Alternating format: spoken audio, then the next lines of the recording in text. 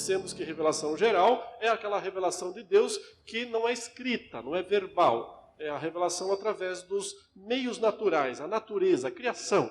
Deus criou todas as coisas e deixou na criação marcas dele mesmo, impressões digitais, como quem está mexendo no barro e fica ali as impressões digitais. Digamos que Deus, ao criar todas as coisas, deixou nas coisas criadas reminiscências dele mesmo para que as pessoas pudessem olhar para essas coisas e dizer, Deus existe. Alguém tem que ter feito essas coisas. Não é lógico pensar que essas coisas surgiram do nada, espontaneamente, como se o nada pudesse criar alguma coisa. Isso é ilógico, isso é irracional. Então, se algo existe, se uma obra de arte existe, tem que ter um pintor, tem que ter um artista, tem que ter alguém capaz o bastante de fazer isso. Ora, se uma obra de arte muito bem, obra de arte, ou seja, não é uma coisa rudimentar, mas uma obra de qualidade existe, alguém com muita qualidade tem que ter feito. Né? Não é lógico você pensar que uma obra de arte de grande qualidade surge do nada.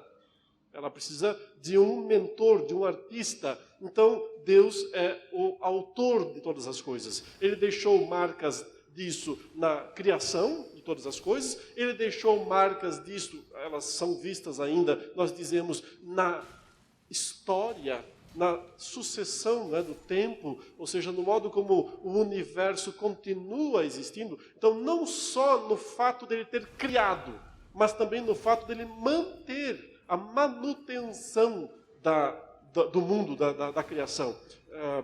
Criação, tecnicamente falando, acabou no sexto dia. No sexto dia, Deus descansou das obras da sua criação. O que começa do oitavo dia para frente? A manutenção, a renovação. Chamamos isso em teologia de providência. Então, criação e providência. Criação até o sexto dia. Do oitavo para frente, providência. As duas coisas revelam Deus. E o terceiro elemento criativo, criacional de Deus é você mesmo, o ser humano. Fomos feitos à imagem e semelhança de Deus. Então, quando a gente olha no espelho, as impressões digitais de Deus estão ali, podem ser vistas, já que nós somos, como a própria Bíblia diz, a coroa da criação. Somos a grande obra criada. A grande obra de arte, na verdade, não é o mundo, a terra, mas você, nós. Essa é a grande obra de arte. E, portanto, é a maior evidência da existência de Deus. Certo? Isso nós chamamos de revelação geral. Mas o propósito da revelação geral não é trazer conhecimento salvífico para nós. Mas apenas dizer, Deus existe, é todo-poderoso, é eterno, é bom, é justo, etc. Mas houve o pecado, houve a queda, houve o mal. Agora, como reverter isso?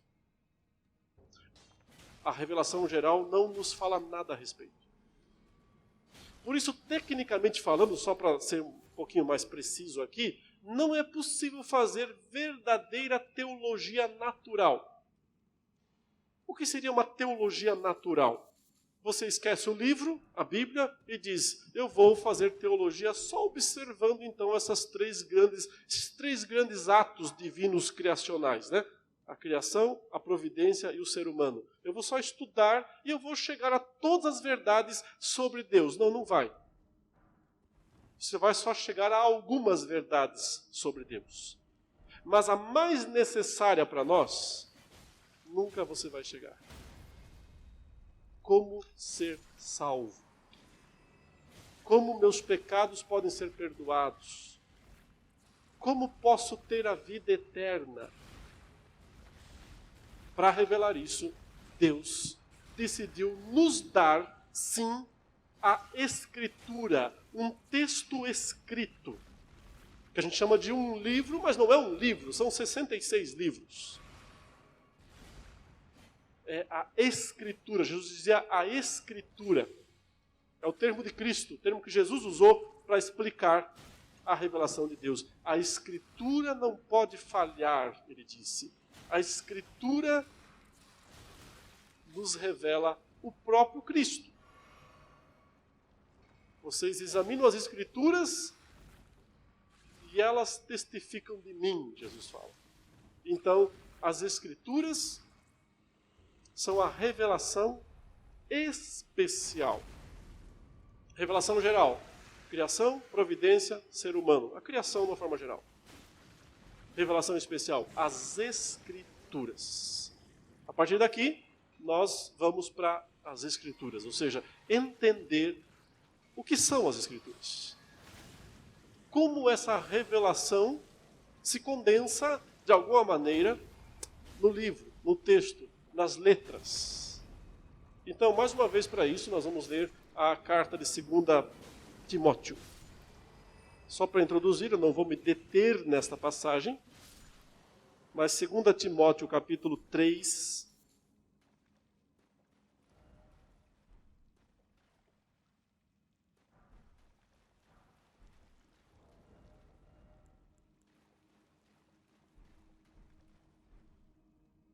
versículo 10 diz: Tu, porém, Paulo está falando com Timóteo, tens seguido de perto o meu ensino, propósito, procedimento, fé, longanimidade, amor, perseverança, as minhas perseguições e os meus sofrimentos, quais me aconteceram em Antioquia, Icônio e Listra. Parêntese, se você escutou parte do sermão, olha as 3 cidades, né, da Galácia, onde o apóstolo Paulo foi apedrejado. Ele sempre se lembrava desse lugar como o pior para ele. O mais difícil, o demais, foi o começo de tudo e ao mesmo tempo foi ali que ele mais sofreu, né? Foi apedrejado por Cristo. Então, os sofrimentos que me aconteceram em Antioquia, Icônio e Listra, que variadas perseguições tenho suportado, de todas, entretanto, me livrou o Senhor. Ora, todos quantos querem viver piedosamente em Cristo Jesus serão perseguidos. Mas os homens perversos e impostores irão de mal a pior, enganando e sendo enganados. Tu, porém, permanece naquilo que aprendeste e de que foste inteirado, sabendo de quem o aprendeste. E que desde a infância sabes aí está o termo, sagradas letras, que podem tornar-te sábio para a salvação pela fé em Cristo Jesus. Portanto, para que serve a Escritura, as Sagradas Letras? O objetivo primordial, te dar o conhecimento da salvação pela fé em Cristo Jesus.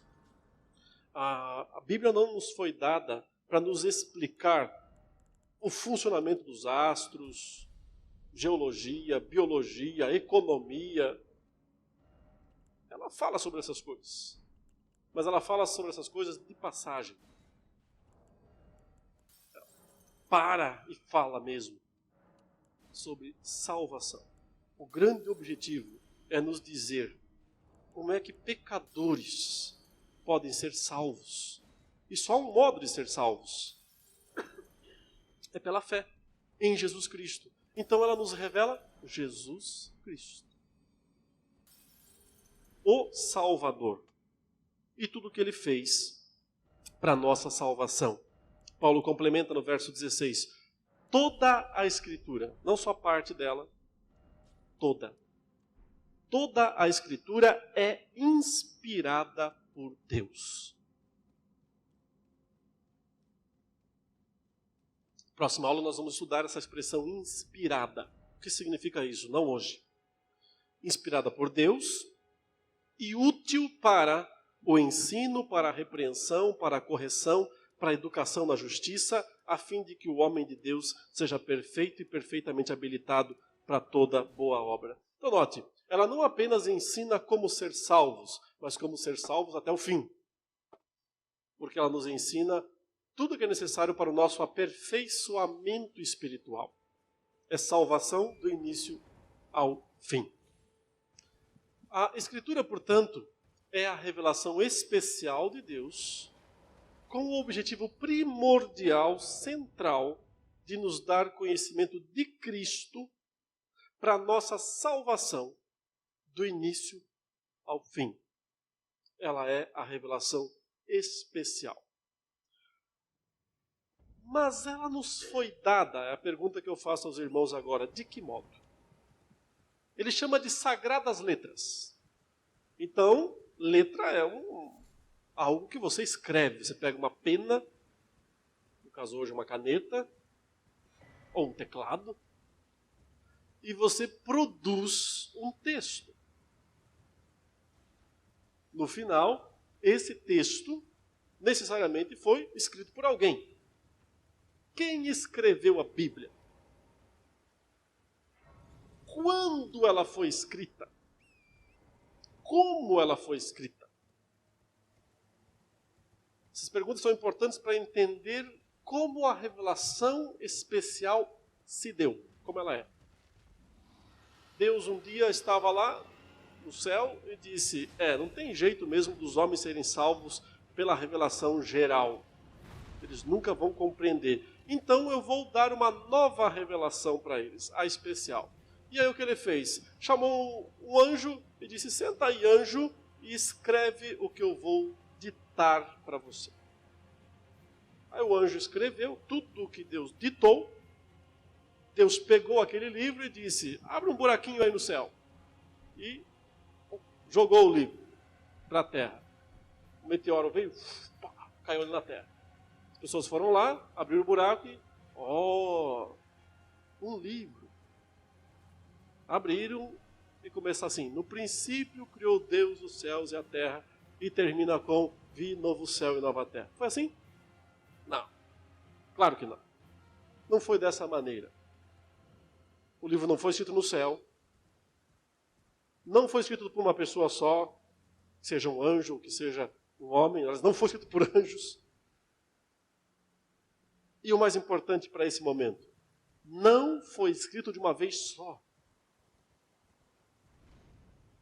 Houve um processo que levou cerca de 1500 anos, desde que o primeiro texto foi registrado, até que o último texto tivesse sido registrado. Foram cerca de 1500 anos.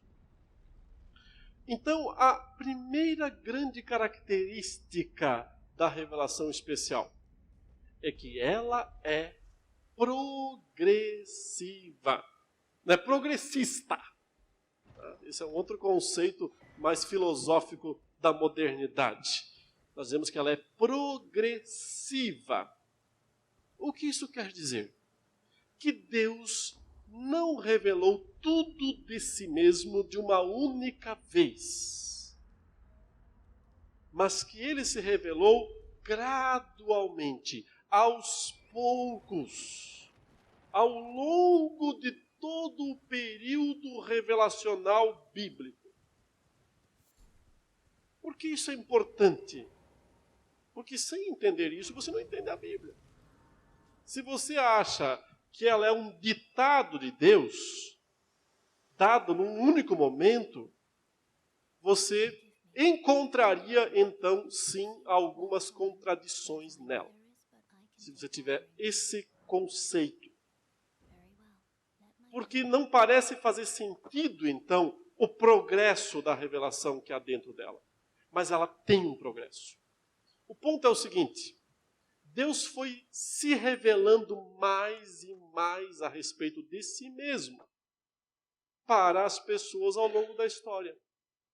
Ele foi complementando o que ele já tinha dito. O que quer dizer que sim, em algum momento desse processo de revelação, as pessoas entenderam Deus parcialmente. Entenderam de acordo com o que elas tinham. Mas, quando a revelação foi se completando mais e mais ao longo da história bíblica, os homens tiveram uma compreensão melhor, mais completa de Deus. Não contraditória, mas sim mais completa. Vejamos o que o autor aos Hebreus, capítulo 1, Hebreus 1, diz sobre isso. E esse é o texto base da nossa aula hoje. Hebreus 1.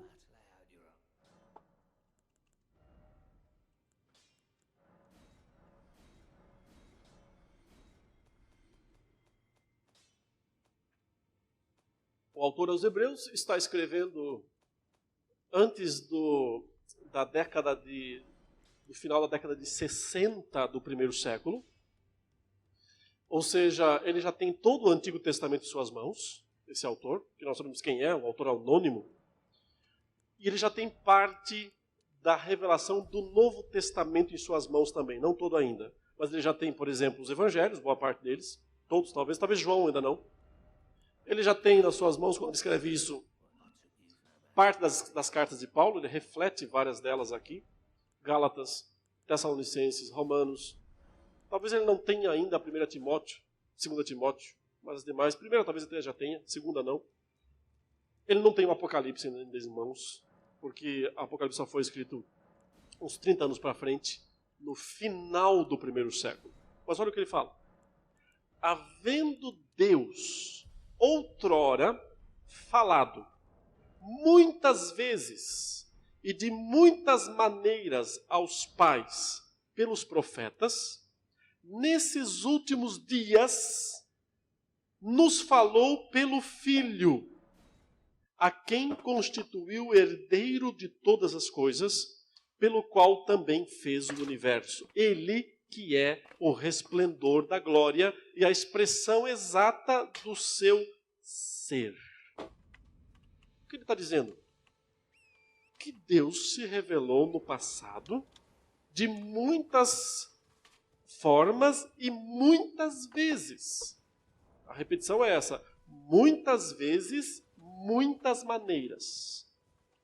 E esse é o ponto inicial da nossa aula.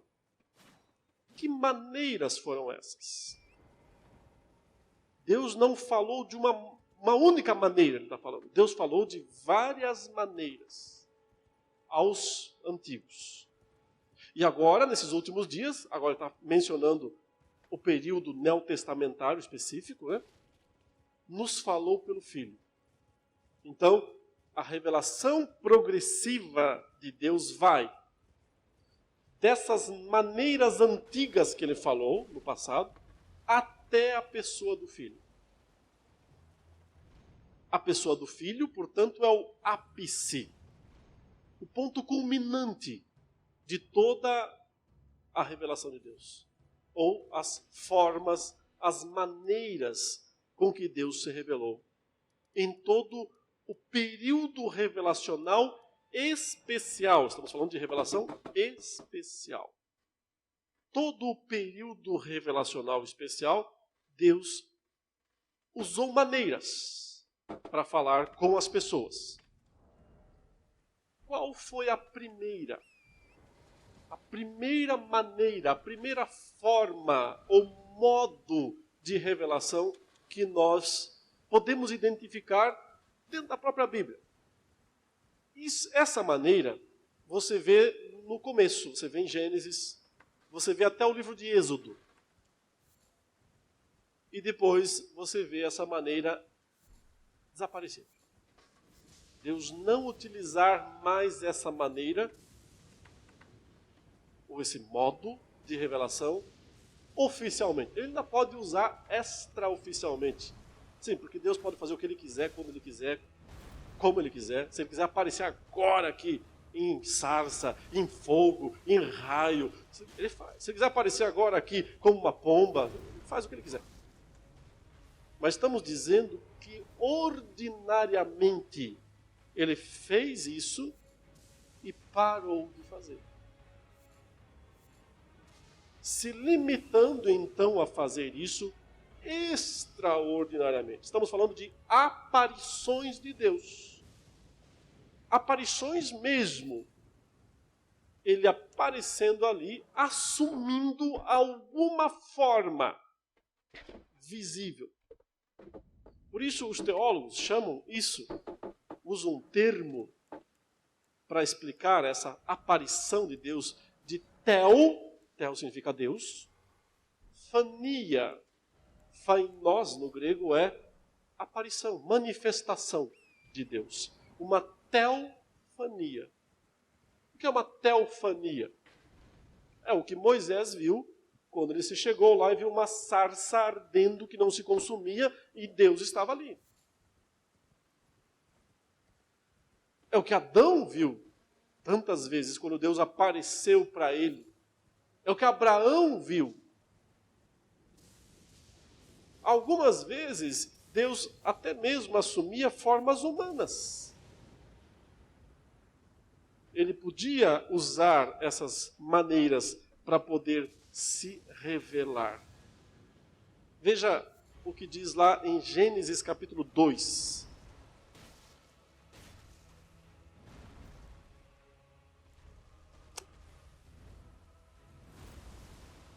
Não 2. Gênesis 12. O 2 também mostra, mas eu quero falar do 12.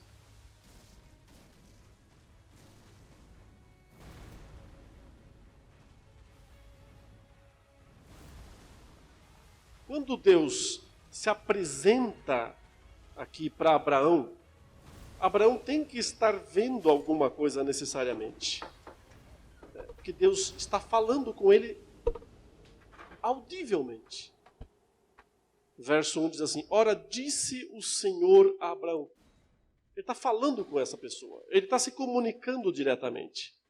Sai da tua terra e da tua parentela e vai para a terra que te mostrarei. Essas aparições de Deus, de alguma maneira, que a gente não sabe que formas ele utilizou, mas mostram que ele não usou instrumentos outros para falar. Ele falou diretamente, ele mostrou diretamente a sua vontade às pessoas. Nós podemos ver, durante toda a vida, na verdade, de Abraão, Deus sempre aparecendo para ele. Veja o capítulo 17.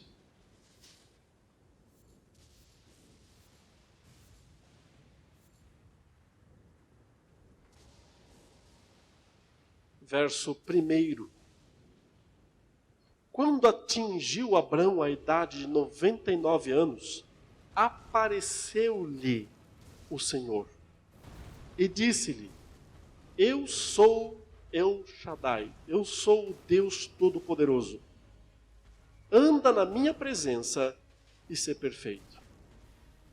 Farei uma aliança entre mim e ti e multiplicarei extraordinariamente. Te multiplicarei extraordinariamente. Prostrou-se Abraão, rosto em terra, e Deus lhe falou: quanto a mim, será contigo a minha aliança, serás pai de numerosas nações. O texto não nos diz como, que forma Deus assumiu, mas diz que ele apareceu. Apareceu para Abraão e falou com ele.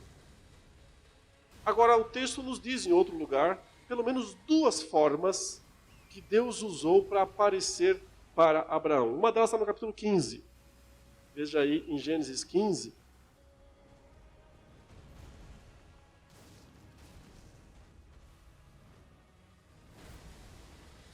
No versículo 17.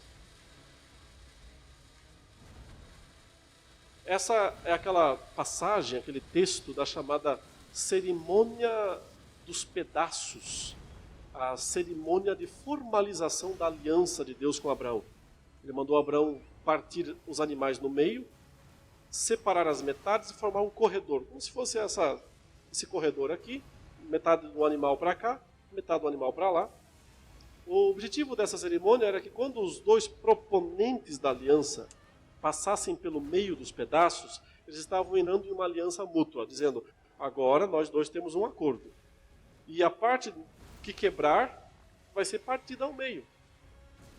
O termo hebraico para fazer aliança é cortar aliança. Vamos cortar uma aliança nós dois, é assim que os hebreus falavam. Porque era o sentido de cortar no meio. Tinha uma implicação de maldição, se a pessoa não cumprisse a parte que lhe era obrigatória. Quando Deus faz aliança com Abraão, como eu já falei em outros momentos, interessantemente, ele passa sozinho pelo meio dos pedaços. Abraão não passa. Isso tem o significado, a implicação, de que Deus assumiu sozinho a responsabilidade pelo cumprimento e pelo descumprimento da aliança. Uma figura moderna é que Deus fez um contrato com você, mas você não precisou assinar. Ele assinou sozinho. Ele assinou os dois campos, digamos. garantindo a parte dele, ele é fiel, ele cumpre suas promessas, e a sua parte. Porque você não é fiel, nem cumpre as suas promessas. Mas Deus garantiu que, mesmo assim, sua parte é cumprida. Ele passa sozinho. Mas veja como que ele passa. No verso 17 diz assim: E sucedeu que, posto o sol, houve densas trevas, e eis um fogareiro fumegante e uma tocha de fogo que passou entre aqueles pedaços. Naquele mesmo dia, fez o Senhor aliança com Abraão, dizendo: à tua descendência dei esta terra, desde o Egito, ou do rio do Egito, até o grande rio Eufrates, né? Do Nilo ao Eufrates. Então, veja, essa tocha de fogo, esse fogareiro fumegante, isso é uma teofania. Deus assumiu uma forma visível, mostrando não aquilo que ele é em essência. Porque aquilo que ele é em essência, ninguém pode ver.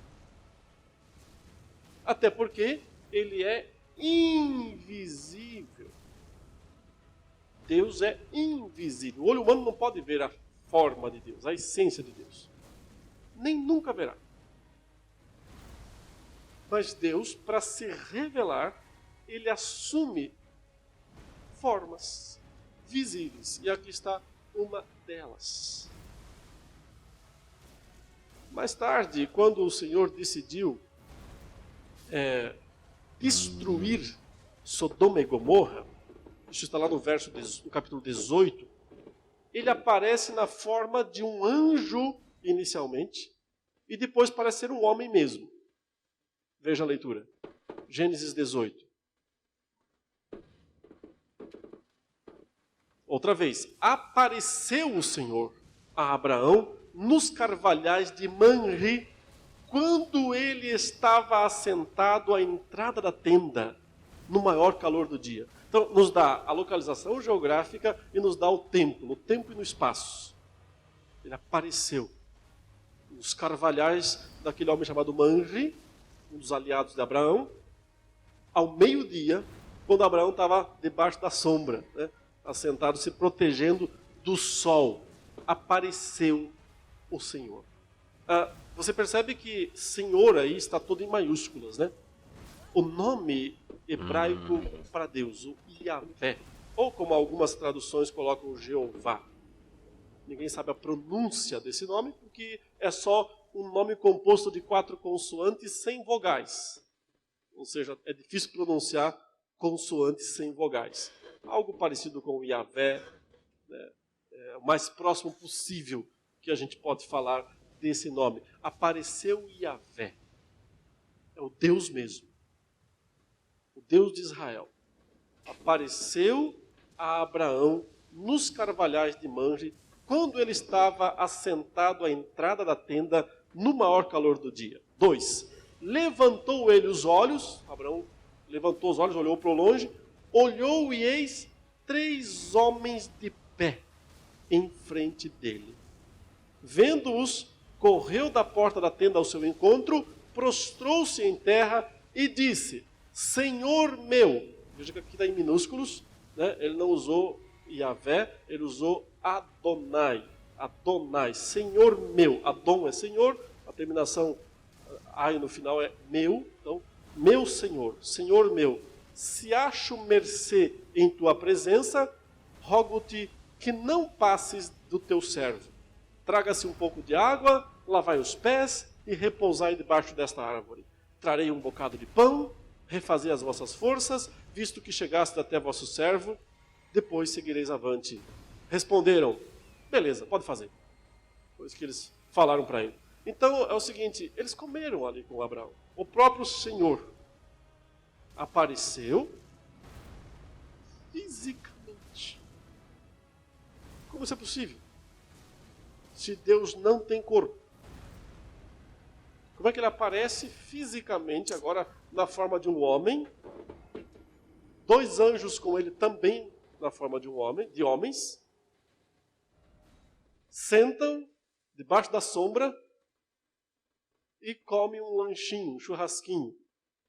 que Abraão fez para eles.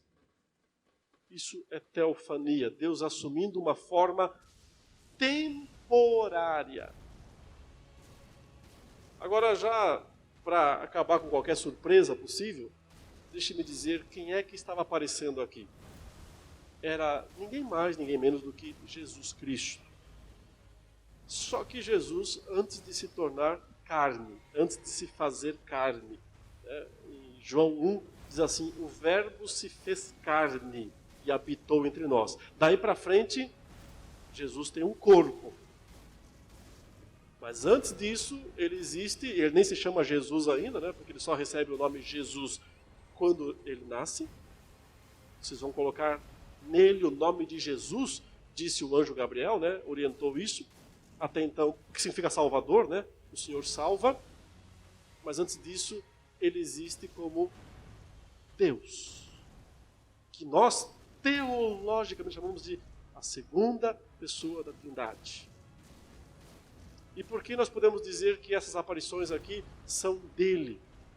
Porque o mesmo João que disse, o verbo se fez carne e habitou entre nós, disse na sequência, ninguém jamais viu a Deus. O Deus unigênito que está no seio do Pai é quem o revelou. O que João está nos dizendo, portanto, é que todas as vezes que Deus apareceu, era Deus Filho. Não encarnado, evidentemente, ainda. Mas ele podia já assumir formas humanas. Um dia ele seria um homem. Um dia ele teria um corpo dele. Então ele podia já assumir formas temporárias. Fogo, sarça, anjo, homem. Ele pode assumir a forma que ele quiser. Ele podia assumir a forma que ele quisesse para poder se comunicar. Isso nós chamamos de teofania. Tecnicamente falando, o período da teofania é de Adão, o primeiro a ver Deus, nesse sentido, até Moisés, que é o último a ver Deus desta forma, né? Oficialmente, ele é o último a ver Deus. No final dos livros de Moisés, é dito que, de fato, ninguém mais veria Deus dessa maneira. A forma oficial de revelação por teofania.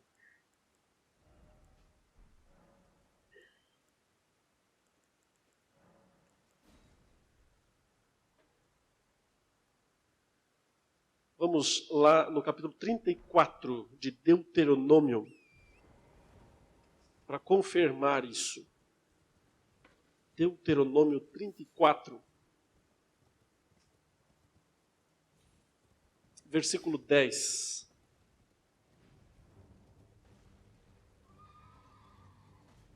Diz assim, nunca mais se levantou em Israel profeta algum como Moisés, com quem o Senhor houvesse tratado face a face, no tocante a todos os sinais e maravilhas que por mando do Senhor fez na terra do Egito, a Faraó, a todos os seus oficiais e a toda a sua terra, e no tocante a todas as obras de sua poderosa mão e aos grandes e terríveis feitos que operou Moisés à vista de todo o Israel. O texto está dizendo, meus queridos, que depois de Moisés, não se levantou mais ninguém como ele, com quem Deus tivesse falado olho no olho, face a face. Nesse caso é assumindo uma forma visível. É claro que ocasionalmente Deus ainda apareceu. Por exemplo, a gente vê uma teofania com o profeta Elias. Quando Elias vai para o Horebe e lá ele quer ele está desesperado, desanimado, depressivo, inclusive, por causa que toda a sua obra fracassou, né, na sua avaliação.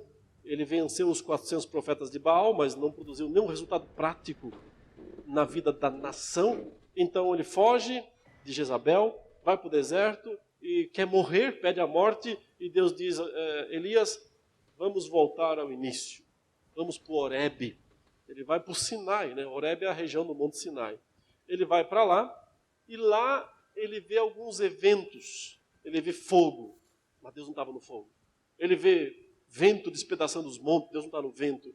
Ele vê o terremoto, Deus também não está lá. É interessante que essas foram teofanias no passado.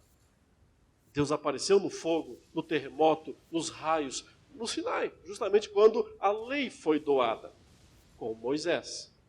Mas ali, Deus se manifesta de uma maneira nova, num ventinho tranquilo, ele diz um cicio, que é um vento suave e tranquilo. E Deus estava nesse ventinho, mostrando uma teofania, né, de alguma maneira, mas já mostrando a excepcionalidade dela. A excepcionalidade. Como que Deus dizendo, eu já não estou mais me revelando naquelas grandes teofanias de outrora.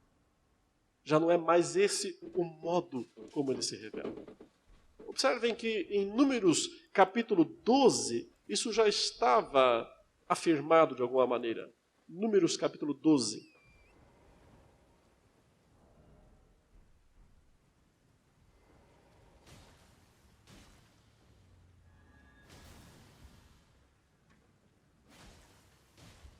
E aqui nós temos já a passagem que nos mostra a transição de um modo de revelação para o outro.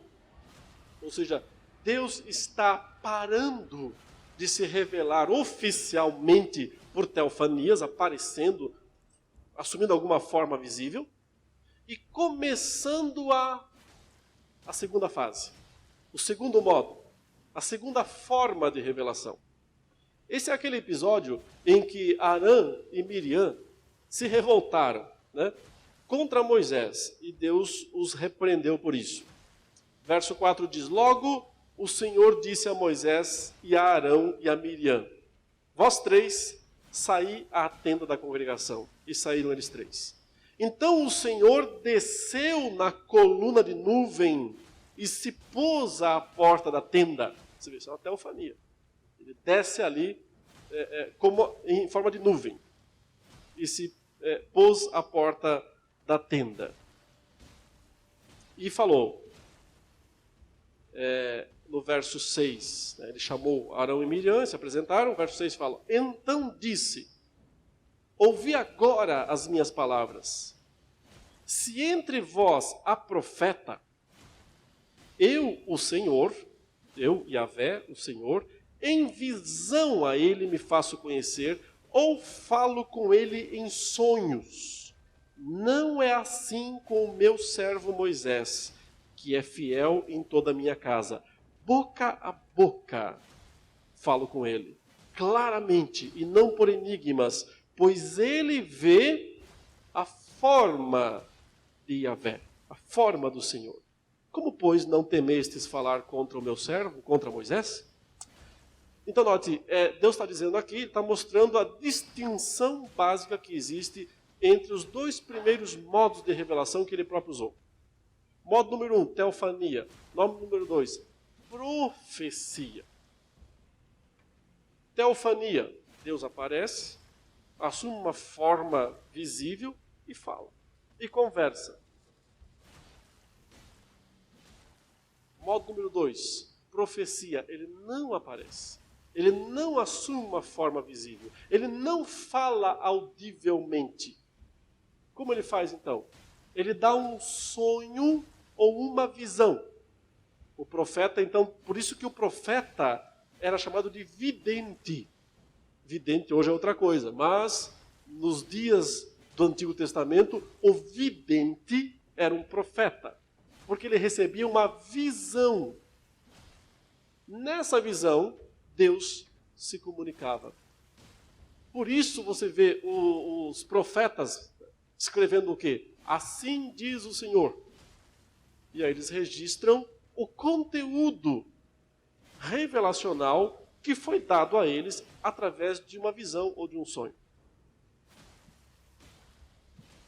Até Moisés, o modo oficial de revelação é teofania. De Moisés para frente, o modo oficial é profecia. Note que profecia é uma revelação mais indireta de Deus do que teofania. Então, por um lado é progressividade, mas por outro não é. Percebe? Porque é uma revelação mais indireta de Deus. Ele está falando mais, mas ao mesmo tempo está falando menos. Por que será?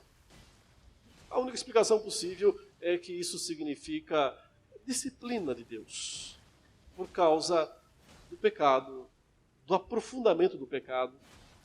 É como se Deus estivesse...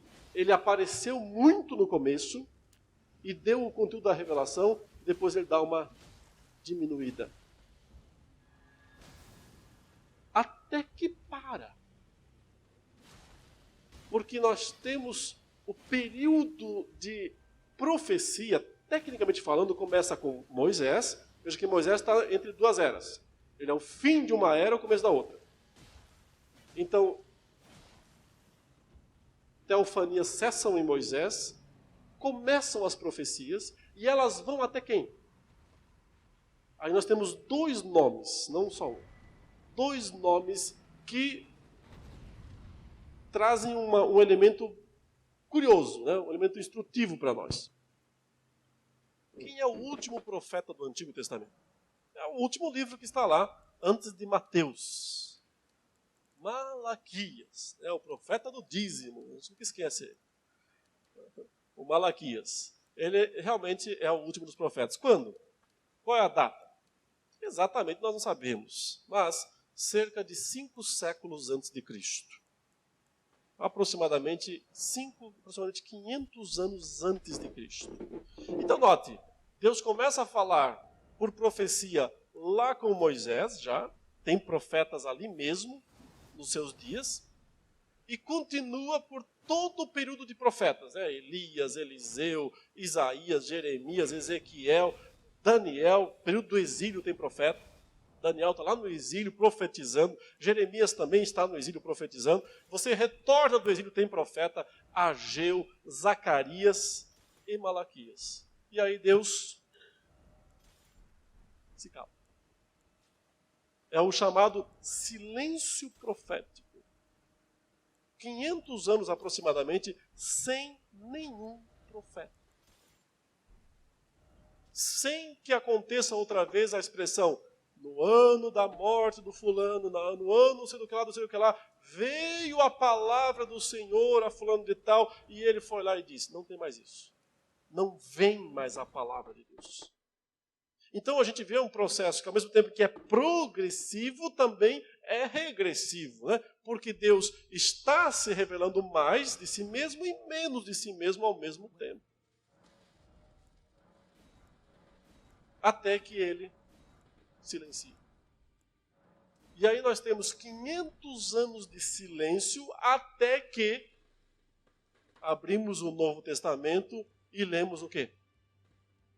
Lemos que lá nas bandas da Galileia, ao lado do Jordão, um homem vestido de peles, de camelo, que se alimentava de mel silvestre de gafanhotos, veio a palavra do Senhor a João. E ele se levantou e disse, ele está chegando. Ele já está entre nós. Eu não sou digno de desatar a correia das suas sandálias, mas ele está aí. Então você tem o rejuvenescimento, da profecia na pessoa de João Batista, mas na verdade é o último suspiro dela. O último suspiro da profecia, da revelação profética, modo oficial, outra vez, lembra? Extraordinariamente, Deus fala como Ele quiser, quando Ele quiser, onde Ele quiser. Nós estamos falando de ordinariamente. O modo ordinário profético termina em João Batista. Por quê? Posso afirmar isso? Porque Cristo disse isso categoricamente. Mateus 11, versículo 13.